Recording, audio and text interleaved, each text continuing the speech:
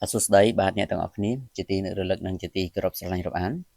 បាទសម្រាប់ថ្ងៃនេះផងដែរថ្ងៃទី8ខែវិច្ឆិកាឆ្នាំ2025បាទខ្ញុំបាទក៏បានធ្វើការរៀបចំបាទនៅវីដេអូតម្រូវឆ្នោតយួនសម្រាប់លេខតូចបាទជួយទៅកាន់បងប្អូនទាំងអស់គ្នាសម្រាប់កំសាន្តអញ្ចឹងបងប្អូនបាទសម្រាប់ថ្ងៃនេះក៏កុំភ្លេចបាទជួយចុច follow page សម្រាប់អ្នកដែលមិនទាន់ចុច follow ចុច like ចុច share ដើម្បីចែកជូនទៅកាន់បងប្អូនថ្មីៗបានទទួលនៅវីដេអូនេះទាំងអស់គ្នាហើយ comment ហេងដើម្បីឲ្យបងប្អូនទទួលបាននូវលាភសំណាងបាទត្រូវឆ្នោតគ្រប់គ្នាផងដែរអញ្ចឹងយើងកុំឲ្យខាតពេលយូរសូមបងប្អូនធ្វើការត្រៀមប៊ិចត្រៀមក្រដាសដើម្បីយើងនឹងធ្វើការកត់ចំណាំយកលេខទៅលេងទាំងអស់គ្នាបាទសម្រាប់ឆ្នោតយួនថ្ងៃទី8ខែ11នេះបាទចំពោះឆ្នោតយួនថ្មីវេលាម៉ោង 10:35 នាទីព្រឹកបាទសម្រាប់ព្រឹកនេះបងប្អូនលោកយាយរដ្ឋាទាំងអស់គ្នាបាទសូមធ្វើការលេងគឺសូមធ្វើការលេងខ្ទង់ចិត្តនិងសូមធ្វើការលេងមកខ្ទង់ទៀតគឺបងប្អូនសូមលេងខ្ទង់60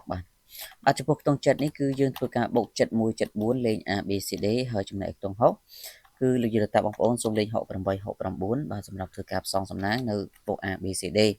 នៅម៉ោង 10 កន្លះពេលព្រឹកបាទចំពោះបងប្អូនដែលចង់បាននៅលេខល្អសម្រាប់ធ្វើការផ្សងសំណាងសម្រាប់ម៉ោង 1 កន្លះឆ្នោតយួនថ្មីគឺខ្ញុំបាទមានលេខតូច2គ្រាប់លេង2ប៉ុស្តិ៍បាទហើយសេវាត្រឹមតែ80000រៀលទេបងប្អូនដែលមានបំណងចង់បានសូមធ្វើការឆាតចូលពេកទាំងអស់គ្នាគឺខ្ញុំបាទនឹងចែកជូនទៅកាន់បងប្អូននៅ VIP បាទគឺលេខបូកប៉ុស្តិ៍តែម្ដងបាទហើយសូមបញ្ជាក់បានគឺអត់មានតម្រូវបងប្អូនធ្វើការបងលុយបងកាក់មុនទេបាទគឺឆ្នោតចិញ្ចឹមហើយទើបយកសេវាពីបងប្អូនអញ្ចឹងសម្រាប់អ្នកដែលចង់បានបងប្អូនគ្រាន់តែធ្វើការឆាតចូលពេកទាំងអស់គ្នាចំពោះឆ្នោតយួនចាស់ម៉ោង 4 កន្លះក៏ដូចគ្នាគឺយើងមាននៅលេខតូច VIP 2គ្រាប់លេខ2ប៉ុស្តិ៍ដូចគ្នាបាទអញ្ចឹងបងប្អូនកុំឲ្យខកខានរំលងម៉ោង 4 កន្លះនិងម៉ោង 1 កន្លះនេះសូមបងប្អូនធ្វើការឆាតមកយកទាំងអស់គ្នាបាន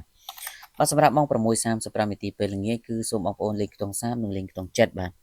បាទចំពោះខ្ទង់30គឺយើងធ្វើការបូក30គាត់31លេង A B C D រីឯខ្ទង់7វិញគឺសូមបងប្អូនលេង78 79បាទអញ្ចឹងខ្ញុំបាទក៏សូមអរគុណនិងជូនពរសំណាងល្អទាំងអស់គ្នាសូមគោរពលា